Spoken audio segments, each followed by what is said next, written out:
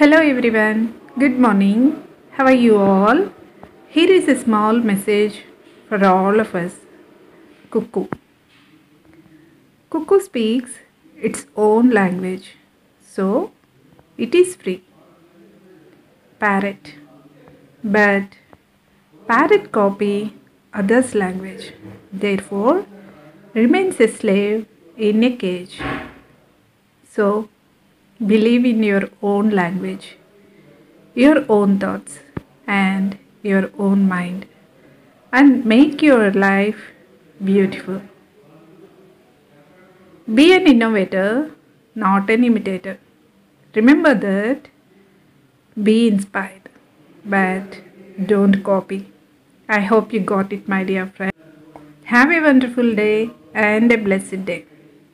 Have a happy week. Thank you so much for watching this video. Please do like, share, and comment down below. Don't forget to subscribe. Bye. See you soon. Take care.